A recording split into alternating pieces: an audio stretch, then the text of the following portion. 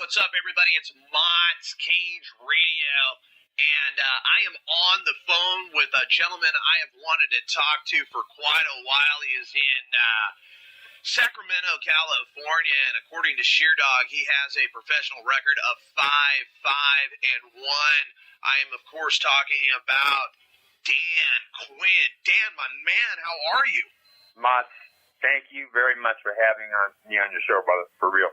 Right on, right on. All right, now, Dan, I have seen like hundreds of videos of you on YouTube, whether you're fighting, whether you're talking shit to people.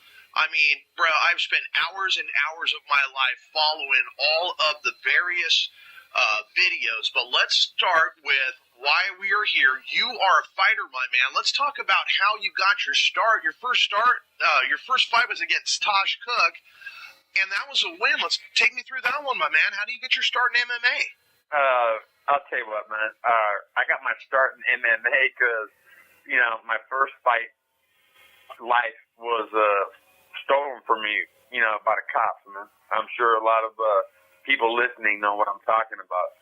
How assholes, arrest you for shit that you really didn't do, whatever. And they just fuck your life over. Anyway, so I watched Don Fry, man, and I thought, I got better hands than he does, and, he's making it happen, and, why not? And so I went into Worsen's, soon-to-be Team X, and, the rest is history. All right, there you have it. Now, you fought some pretty big names throughout your career, including Frank Mir. I mean, you've got a couple of losses here on the record. Are there any guys that you really like to fight that you thought you didn't get a fair shake the first time around? You know what? I would like to fight anybody in MMA in a Randy Chuck type thing where they had a gentleman's agreement not to go to the ground.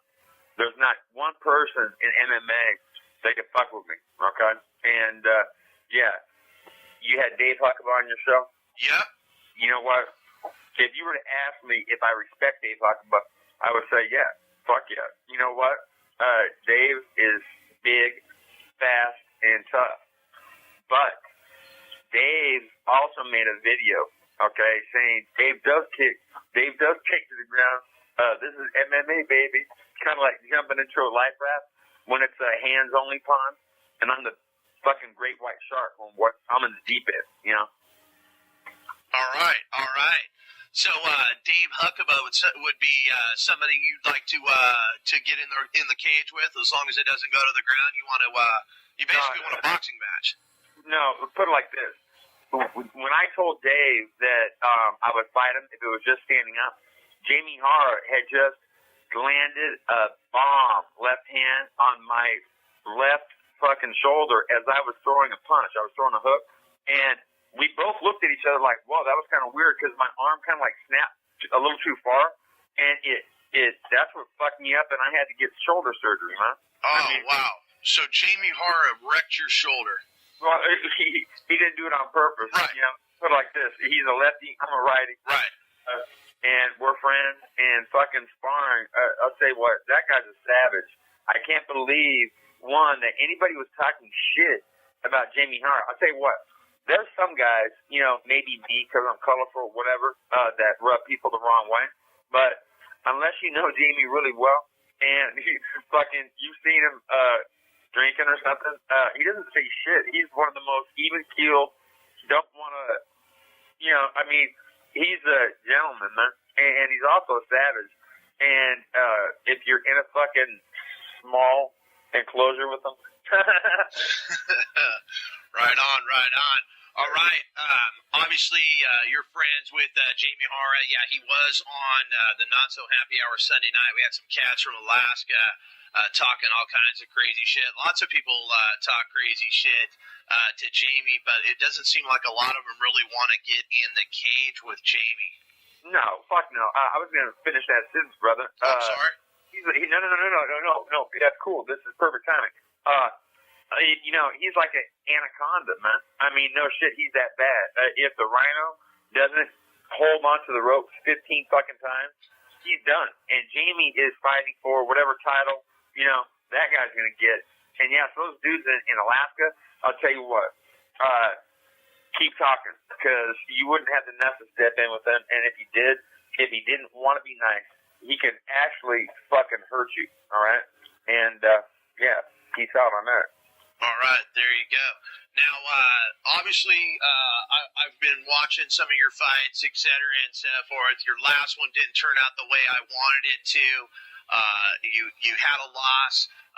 When do I get to see Dan Quinn in action again? Is there anybody out there that Dan Quinn wants to fight, and is there anything on the table yet?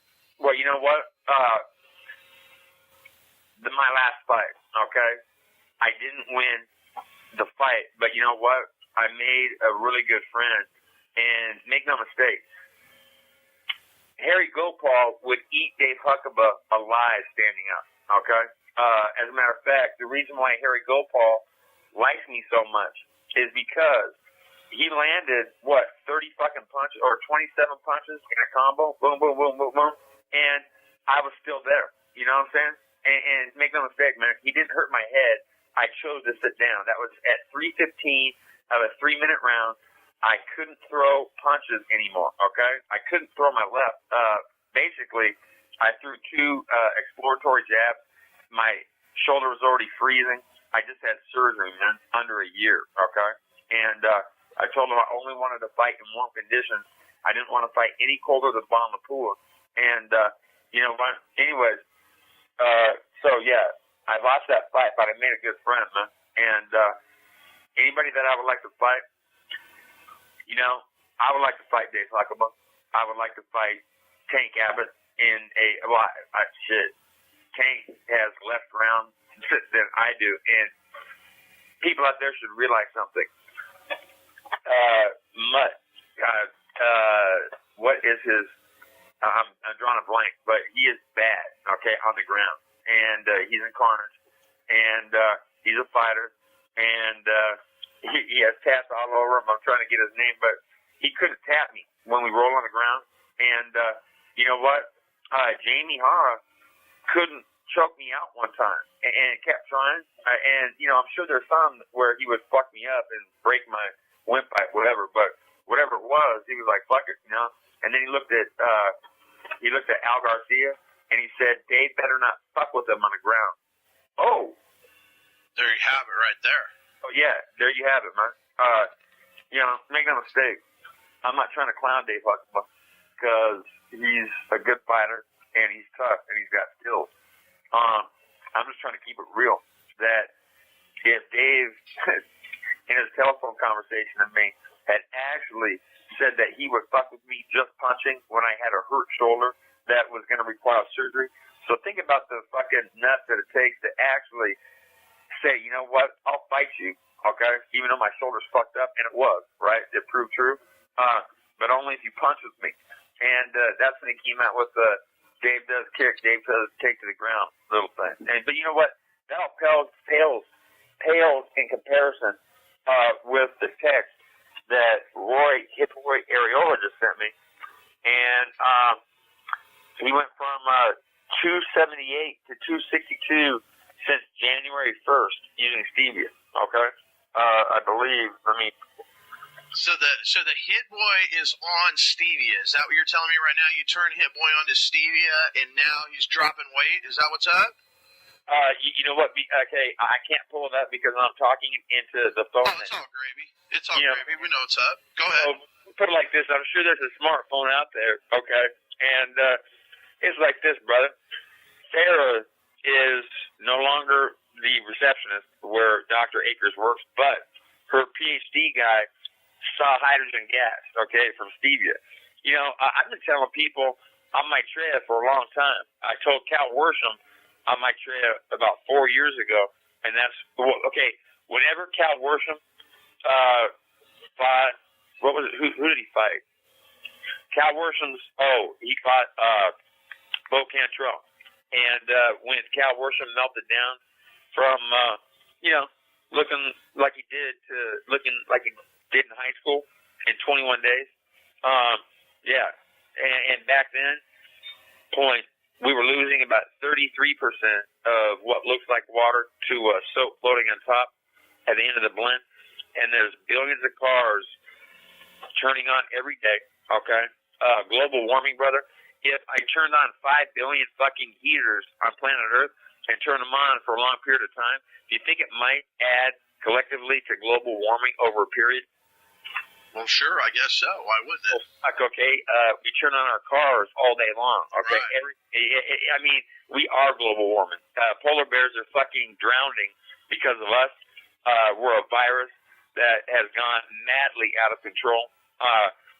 When the church, I'll tell you what, brother, when the church actually took control of women's uteruses and gave ownership of their pussies to their husbands so they couldn't say no, you know what, I don't want to be a childbearing fucking sex slave for the rest of my life. You know what, 13 colonies go 300 million strong in 200 years. The next wave of babies, we're going to be fucking knee deep. We're like mice in a cage. Wow, bro. Like, I barely graduated from high school. That was some deep shit, bro. That was like, you were seriously laid it down right there. Oh, my gosh. Well, I tell you what, when I was 8 years old, I saw a $35 million fight. I saw mice go absolutely batshit crazy in a cage. One little cage turned into 4 because I'm a cancer, okay? I don't even like to fight. I'm like Mike Tyson, man. I'm a product of my environment, homie. No shit. If it was up to me, I would have been peaceful. Oh, my God. Dan Quinn on marijuana. They should do a before and after, okay? Look at my history through Encinitas, California, and make no mistake about it. The bad boy is me. Boogaloo actually admitted to me, okay? We were at a party, and I looked at him, and I said, what'd you do, man? Draw those fucking spikes on my wrist to throw off the scent? Because that denoted a punk rocker, which I would never have even associated with back then. Because, you know what? I thought the only people that had value were athletes. And you know what? Yeah, because you were a football player. Oh, yeah, I was a football player. And make no mistake about it, man. That play, have you seen the play at Notre Dame? Absolutely. How would I have not seen the play? Yeah, there you go. Kiss my ass, but everybody that saying that wasn't to you, homie. Everybody talking shit on me. I could have easily played in the NFL. Easily. If Frank Stamps played in the NFL, put it like this, brother. It's not Frank Stamps' fault that Lou Holtz is a monster and ruined Marty Lippincot's career. Marty Lippincott, who no one knows about, was a savage beast. He owned Tony Siragusa in high school. I saw it on film. And Jerry Faust, I'll tell you what. Jerry Faust at Notre Dame, homie, this is getting deep. He was set up to fail by those that were working for him, okay? Saw it with my own 2 eyes. Wow. He's a high school guy getting the top-notch job, and I heard his fucking lieutenant commanders put it like this. Put ourselves in a battle situation. I am hearing his lieutenant commanders utter words that are pulling my pistol out of my fucking pocket, and I am blasting them, okay? And I'm not taking any shit, all right? Just like on the play, when Foz Fazio, rest his soul, okay? He was a good motherfucker. I've heard Foz Fazio say this. Fuck that little son of a bitch. Tell me how to run my fucking defense? Shit, I've got more fucking schools, more All-Americans, more national championships than that motherfucker will ever have. And that motherfucker was Lou Holtz, all right? So on that play, yeah, I was ordered to stay home. I was ordered to fucking allow them 6 points. He was giving up fucking the game, man. And, I get in trouble for that. So anybody in South Carolina or Florida that might want to vote for Lou Holtz, please. He is a ship captain. He ruined Tony Rice's confidence, treated him, you know what? How many, do you follow football? I do. Okay, how many college football, shit, in the pros, you don't hear this because the pros would beat the fuck out of the head coach, but how many major college head coaches have gone berserker crazy and tackled their